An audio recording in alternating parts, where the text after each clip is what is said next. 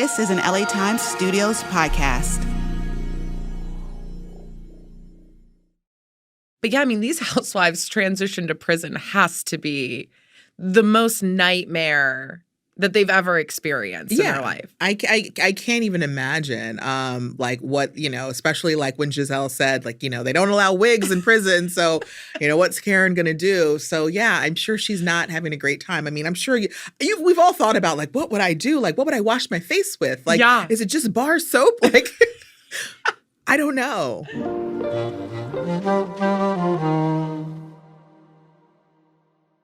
Hello and welcome to LA Crimes. I'm your host, Madison McGhee, and today I'm joined by my friend and radio host and founder of The Talk of Shame, Kiki Monique. Kiki, how's it going? I'm doing well. How are you? I'm good. I'm so excited. Thank you for joining me. Today on the show, we're going to talk about the Tom Girardi case. The lawyer husband of Real Housewife Erika Jayne, who just got convicted of financial fraud. Later, we'll interview Los Angeles Times investigative reporter Harriet Ryan, who, with Matt Hamilton, were key in bringing some of Girardi's crimes to the public. Kiki, why is this case such a big deal? I mean, I think it's such a big deal because Tom Girardi was such a major public figure in California. And Erika Jayne is one of the most popular housewives of our generation. So how did you get into giving people the news they're nosy about? It was actually COVID. I mean, I know COVID and lockdown was a really dark time, but I thrived. It was great. Everyone was kind of at equal footing, zero. Nobody had jobs. Nobody had anything to do. So we all got on TikTok, right? And I wasn't a singer, lip syncer, or dancer. So the only thing I could do was talk. And there weren't a lot of talkers during that time. And so I would just talk on TikTok, and I got into it and just spill some tea. And then I really got into the true crime stuff when the Johnny Depp Amber Heard trial happened, because I realized, I'm really into the law. I'm not a lawyer, but I like to break things down for people like me in a layman way. And so I just started reporting on that every day, and people seemed to love it. So I just got more into it. Yeah, I love that. I've actually been with you when some news was dropping about the Blake Lively, Justin Baldini stuff. And I remember you going, I can't really talk about this right now because I have to read the whole thing first. And I'm like, what? You're going to read the entire thing? I mean, you're so thorough, even though it's tea, reality, sort of this entertainment news. I mean, you're doing deep dives into these cases so that people can get a summaried version of it. Yeah, and I think that was originally what set me apart. I think everyone now knows you can go and pull complaints and do those sorts of things, but nobody was really doing that before. And, figuring out how to set myself up on a Pacer account and going to the Los Angeles system and just figuring all that out and downloading all of those documents that are readily available and you just got to read them. It really allows you to dive into the actual case itself, because a lot of times you're reading headlines and just tickers and you're like, oh, that's what I'm going to post. Or a lot of these accounts, that's what they post. But you're when you get into the details, you're like, wait, there's more to the story here. And people need to understand all of these nuances. Yeah, no, I love that. And that's such a fun bridge between the things that we love, which is reality TV, and journalism. And I mean, you're investigating this stuff so that the people who watch Bravo know what's going on. You're doing the Lord's work, really, especially for me. Now that we're in church, let's open our Bibles to the first segment, Hot Goss, where we talk about all things criminal in reality TV. It's so fascinating to me how much crime happens literally right before our eyes. And let's dive into that. Yeah, I mean, there's so much crime on reality TV, it seems, recently. And people are always like, why? If you knew that you had these troubles, why would you come onto reality TV? But honestly, I feel like it's because when you're in a situation, when you're in a predicament, reality TV is sort of a way to make quick cash. And a lot of time, these people, they're having financial issues and they need to figure out how to get the quickest, cash the quickest. And I think that's why they're willing to do it. They're willing to risk it all. Also, in certain cases, I think if they know they're in trouble, becoming a reality star, think about it. If you know you're going to get arrested, would you rather be arrested as a nobody or would you rather be arrested as a reality star where you might have fans and people on your side? I don't know. You might be willing to do it. That is so interesting because I've always sort of looked at it from the angle of like, you could have gotten away with it, probably. And then you put yourself on TV and then it's like some stranger on Reddit's like, wait, that's the guy that owes me money. And they would have never known otherwise. But it is interesting to think then you have sort of this court of public opinion, which I feel like is going to be a theme. It was a theme on the last episode. I feel like it's a theme now in true crime. The court of public opinion is serving as like an extra jury member.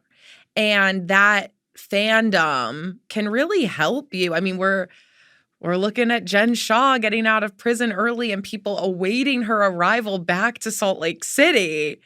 And that's so crazy to me. But I think that her having that to sort of live for is giving her good behavior in prison, which is going to get her out early. And it really does contribute to all of this stuff. So let's talk about some cases in reality TV. Obviously, Jen Shah, who's besties with Elizabeth Holmes, which is a reality show I need immediately. Yeah.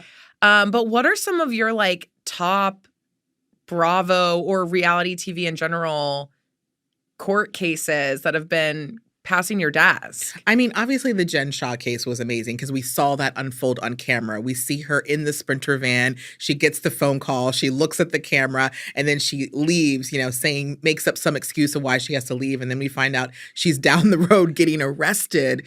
And then we find out, it's because she's been defrauding elderly people. It's all horrible. So obviously we followed that very closely, especially since she went into the next season just declaring her innocence and was just, adamant she was innocent. And then she turns around, actually, I'm going to go ahead and plead guilty.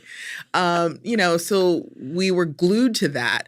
Obviously, with the Tom Girardi, that was a huge thing that blew up. Real Housewives of Beverly Hills, the Erika Jayne of it all.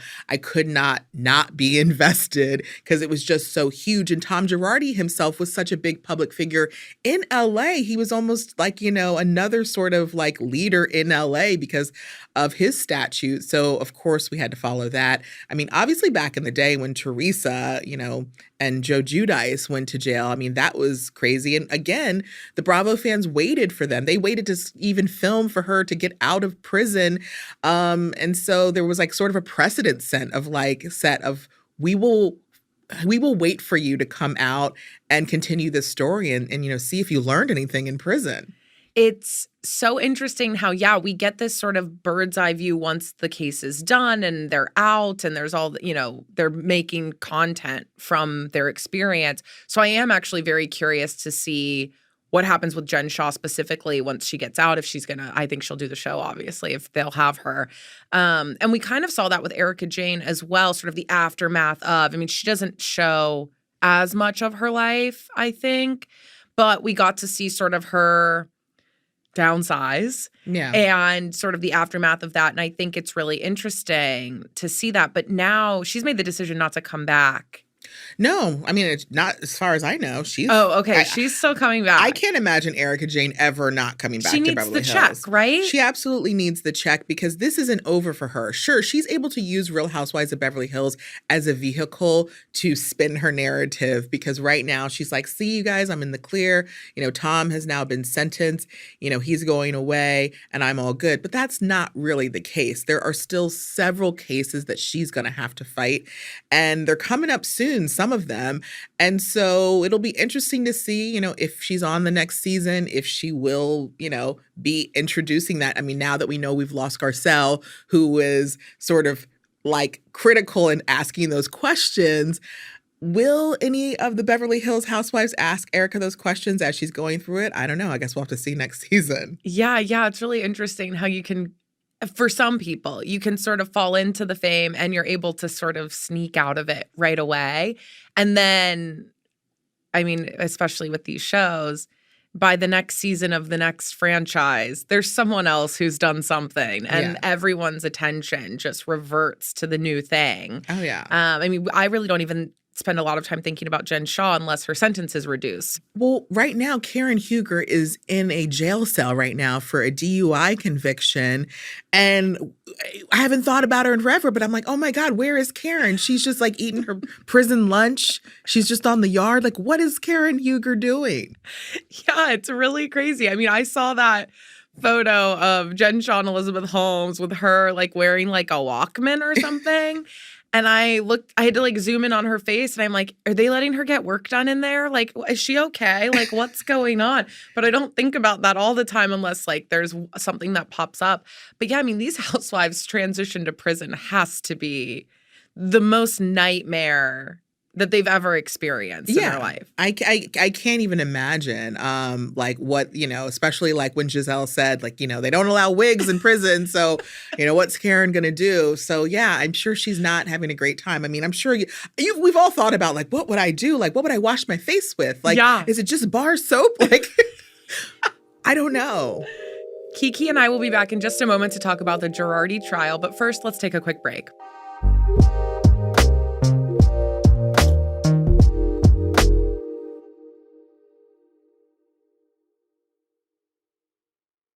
Welcome back to LA Crimes. I'm joined by radio host and reality TV expert, Kiki Monique. Let's dive into our next segment, From Suits to Jumpsuits, where we talk about lawyers who do really bad things. So we know a little bit about Tom Girardi being, husband to Real Housewife Erika Jayne, but walk me through this case and what he did. I mean, honestly, it's so layered and complex. But from like a top level, Tom Girardi had become sort of like the good guy lawyer. He was fighting for the little guy. Back in the day, the reason he became so famous was because, the whole Aaron Brockovich movie, the PG&E explosion, he became like the lawyer that won like the biggest settlement. But that's what really put his name on the map. And then he was known for going after these big entities on behalf of the small guys, putting together these collective, groups of people to come after and getting these huge billion-dollar settlements. In 2018, there was a Lion Air crash. It was in Indonesia. Everyone on board died. Obviously, this is where the whole widows, orphans, a lot of deaths. And when you have a case like that, essentially a lot of lawyers come to the families and they all try to represent them. So there was multiple lawyers representing families. Essentially what happened is they win a big settlement against Boeing for this air crash. And, the lawyers have to pay out, based on, what is earned. And essentially Jay Edelson, who was one of the attorneys who had partnered with Girardi, essentially, it's like he didn't get paid and he realized there was something going on. So he sued Tom Girardi, and that's sort of like what got the ball rolling. And then LA Times is really the one, Matt Hamilton and Harriet, they're bringing it to the public attention. They really dove into the details of like, what has Tom Girardi been up to? And they found all of these other cases. And they wrote up a story. And that's what, when we see in Real Housewives of Beverly Hills, Sutton saying, did you see this big story? And Kyle's like, it's too long. I didn't read it. That was the story that really broke it open for, me, like the Bravo fans of the world who hadn't been, involved in that. But as this case, unfolded, what we learned is Tom Girardi has essentially had a Ponzi scheme going for years, because when you work these kind of cases where you're getting big settlements, you're supposed to get the money and it goes into a trust account. And that trust account is not to be touched at all. That is the money that is to go to the client. And the only money that can be taken from that is the expenses, because a lot of times these lawyers work on contingency and they have to justify the expenses and they take it out and then the rest goes to the client. But what we learned throughout this trial is that Girardi and Keese, they were spending well above what they were bringing in. And so money was coming out of this settlement account and there wasn't enough money going to the clients. But he had so many big cases because he was such a big name. He always had money going into his trust account. So he was essentially robbing Peter to pay Paul. So even though he had spent this one client's money, okay, client B's money came in. He was able to finally pay client A, but then client B was looking for their money. He's like, okay, we need to get client C. So he had to wait for that settlement to come in. And then client B would get paid, but then client C was looking for the money. And that's really what was happening is there was just money going out. And as we dig into the expenses and how Girardi Keese was living this lavish lifestyle, again, a lot of this played out on Real Housewives of Beverly Hills. We saw the Pasadena estate. We saw the private airplane. And then people started wondering like, well, was Erika funding her entire lifestyle on stolen money? And I think that is why people are like, look, Erika, I understand you were a sugar baby. You were taken care of. A lot of people in the Girardi Keese world were being taken care of by this money. What we're saying is that maybe you need to give some of it back.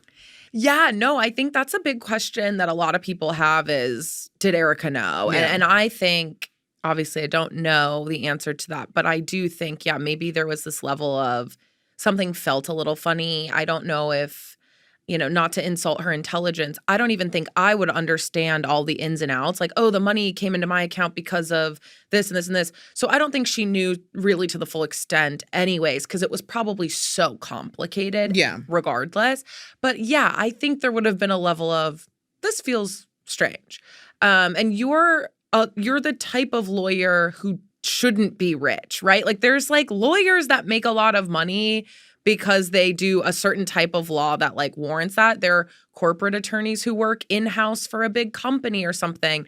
But when you're representing people like this, you shouldn't have $20 million to like move around anyway. So that would just feel a little strange to me. Yes and no, but only because he was fighting these huge corporations, getting these billion-dollar settlements. And these contingency fees are like 40%. Yeah. So, but again, that 40% is supposed to be taking care of your overhead expenses in addition to your salary. Everything. That's not when your payout. Yeah.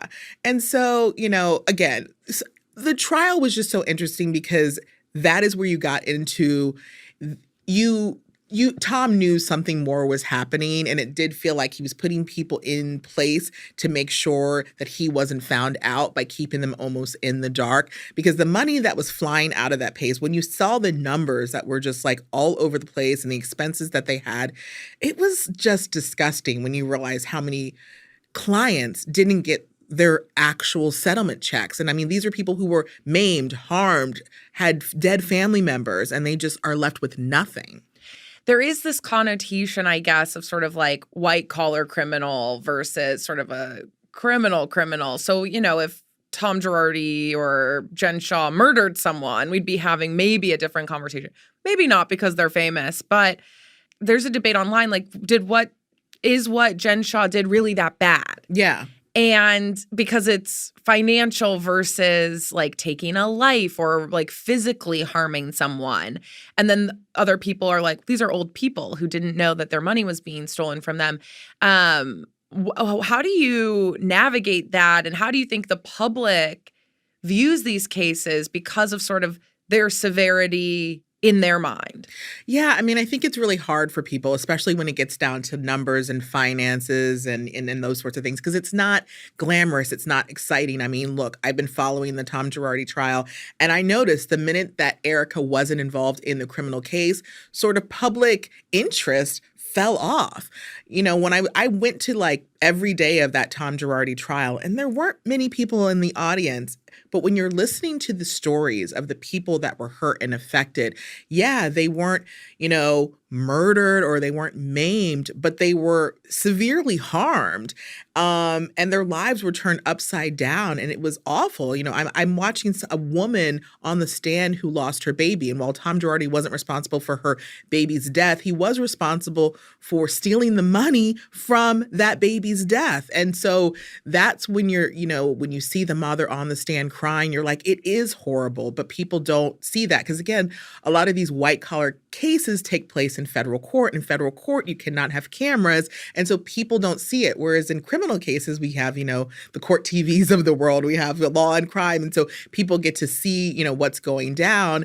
But yeah, a lot of times, these white collar crimes, people just, they aren't as invested. Yeah. What was it like to be in the courtroom hearing all of this? And is there anything that really stands out to you, like number wise, a expense that was, spent and you're like, what? That just stands out to me. I mean, there were so many things. First of all, Tom showed up he showed up one day in slippers, and then you just had to wonder, because again, his lawyers were arguing that he wasn't mentally fit, but they did declare him mentally fit. But, him showing up in slippers, his outfits always looked just really off. He was being brought in every day from his nursing home. So he had a nurse, kind of bringing him into the courtroom. So you did feel like there was this whole, they were trying to get empathy from the jury. And that's what's so funny about them trying to say he was not mentally fit. We're not deciding if Tom Girardi today is mentally fit. Mm-hmm. We're talking about the Tom Girardi that did all of these things. Exactly. So maybe he's not right now, but decades of doing this. And when they involved, the whole state bar, because again, he got disbarred, when they bring up his 40-year, career, this had dated back to the 80s when clients had been complaining to the bar about him. On top of this, because, the DA office, it's all about elections. Because there was a transfer in election, a lot of the people, because once Tom Girardi went down, there was kind of a list of other people that they were planning to go after. But once the election came into play and sort of changing of the guard, I don't even know if the new DA or if the DA's office is going to go after those additional people. Because even though Tom Girardi was the first to fall and it should easily be able to get those other people, I don't know if they're going to go after them. So it's it's such a mix of how politics and everything, it gets involved in all of this. And right now, Tom's just sort of sitting there in purgatory, because is he going to be sentenced and will he go? We don't even know yet. Kiki, do you have any words to close us out? No, but I love talking about true crime with you. Same. I love it so much. Thank you so much for being here. This was incredible. Thank you for having me. After the break, I'll talk with LA Times investigative reporter Harriet Ryan about her and Matt Hamilton's reporting on the Girardi case and the surprising details that they uncovered.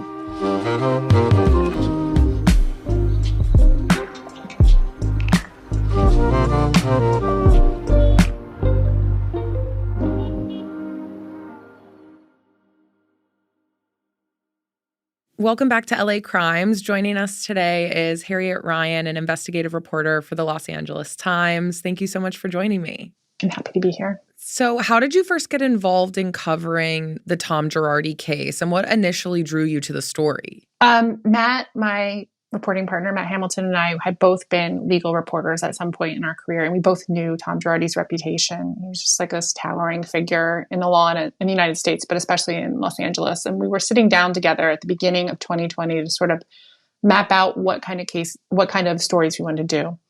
And we'd always heard all this kind of weird, just tidbits about Girardi's law practice. And we were like, we should finally look into that. So we put it on our list. I believe it was number 5 or 6 on our list of stories we were going to do that year. And our editor liked it. And then COVID hit.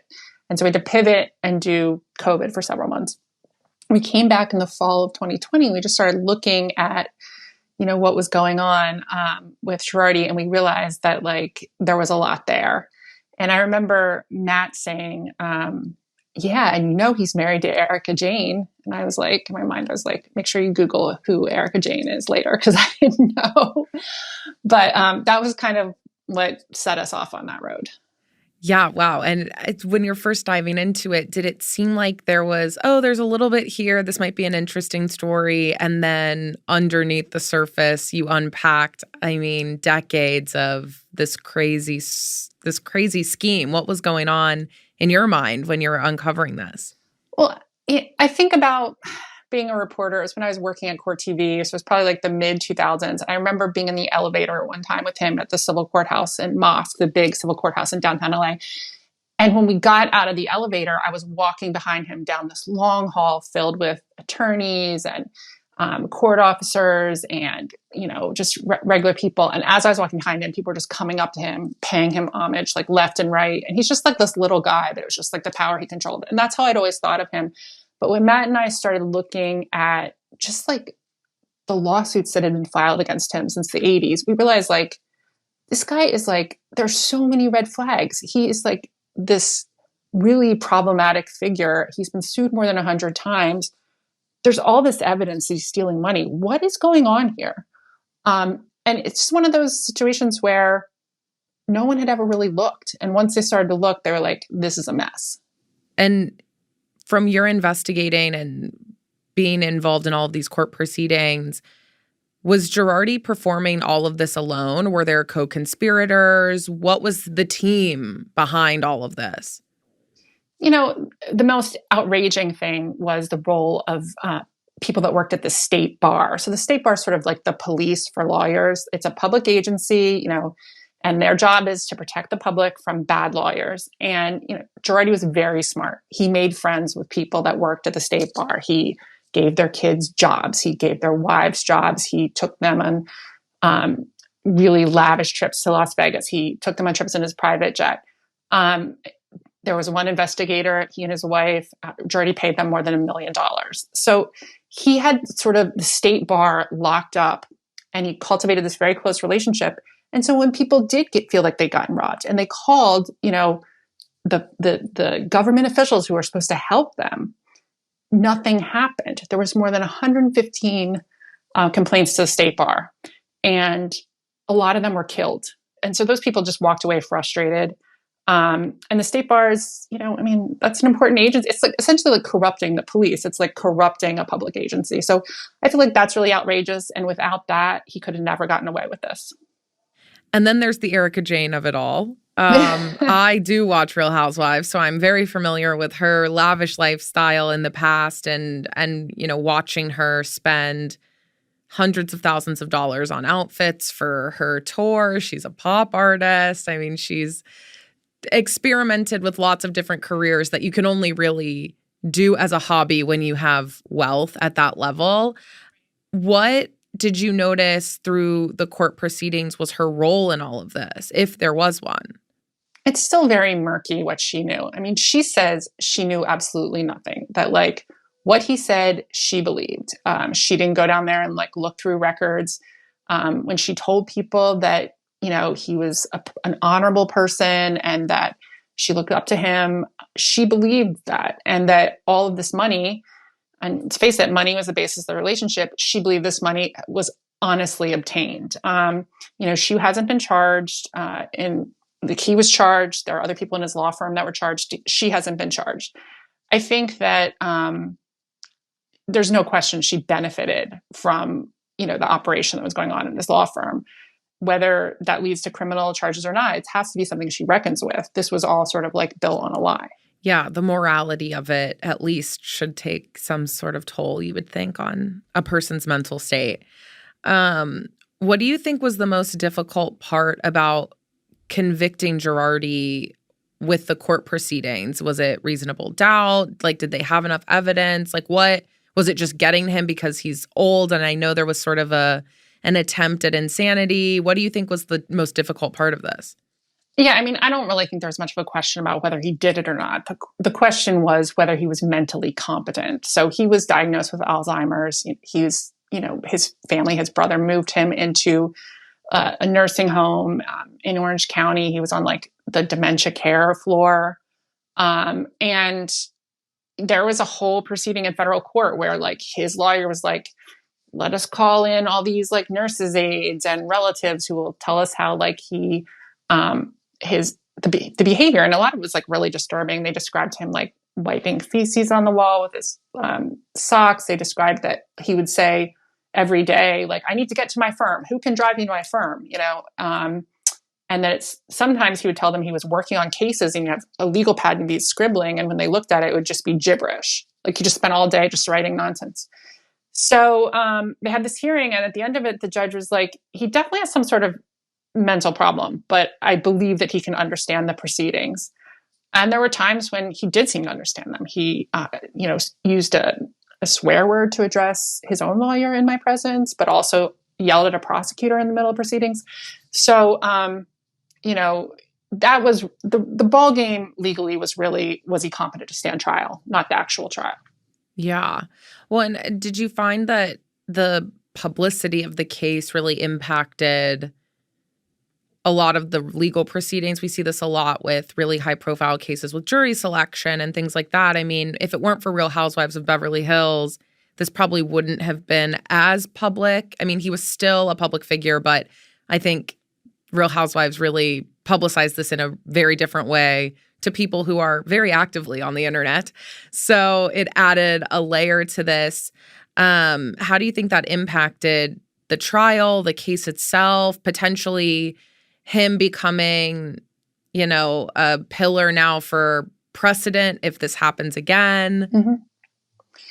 I mean, I have just been so impressed with the Real Housewives fan base because I had an idea of them because I had not watched the show. And it's like Real Housewives is usually a punchline to a lot of things, but actually when you get in, you watch the shows and you interact with the fans, that's not what it's like at all.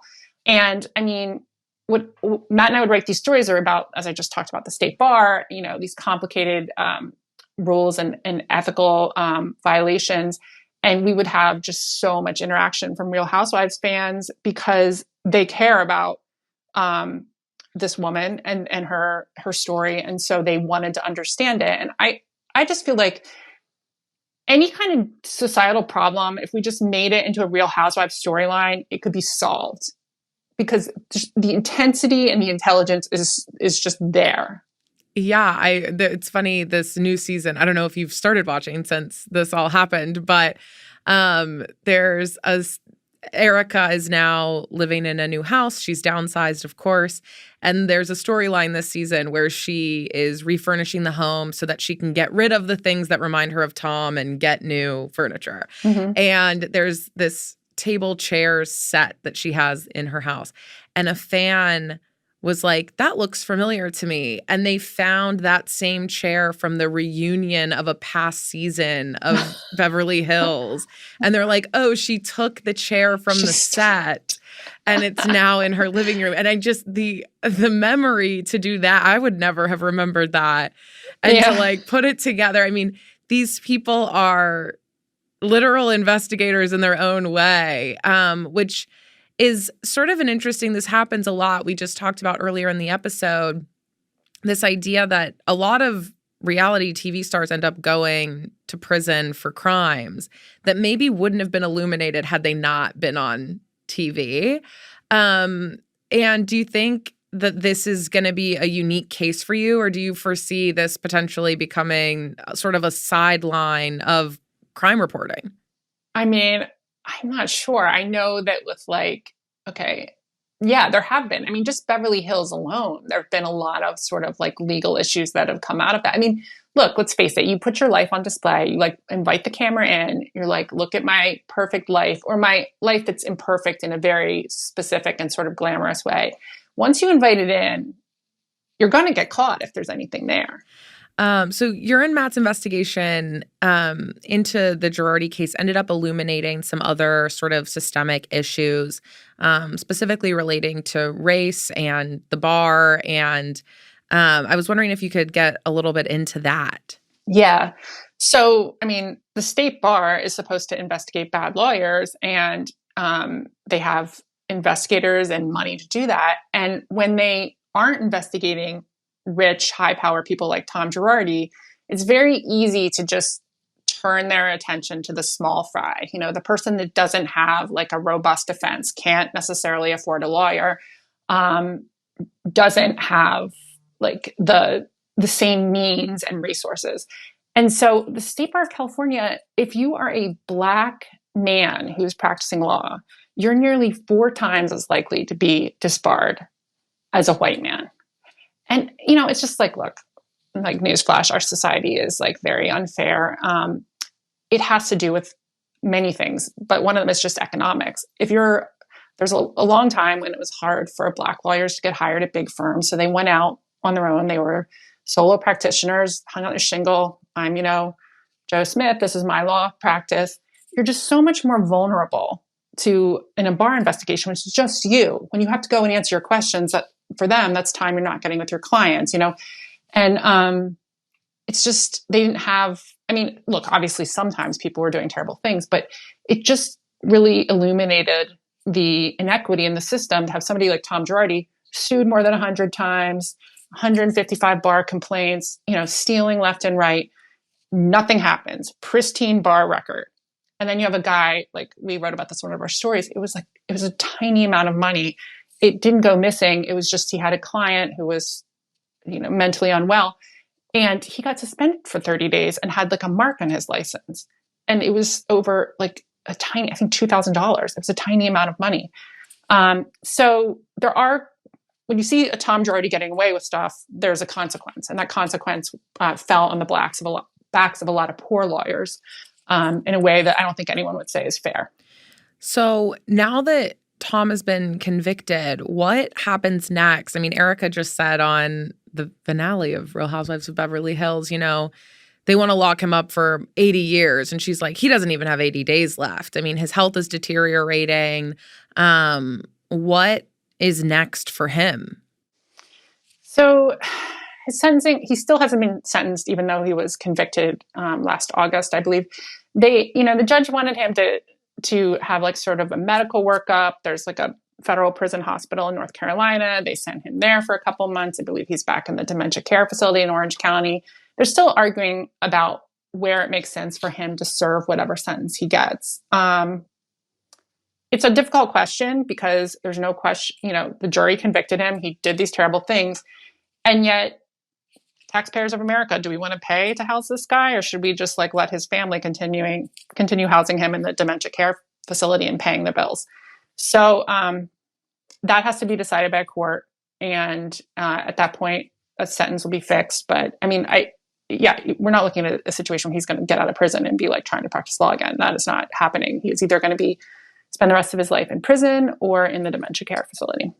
Yeah. Wow. Well, definitely not the ending that anyone expected when he joined as a husband of on Real Housewives of Beverly Hills. Harriet Ryan, thank you so much for joining me. This was fantastic. And thank you for the work that you're doing as a journalist. Oh, it was really fun talking to you. And that's it for LA Crimes. If you like this show, please rate and subscribe, and I'll see you next week.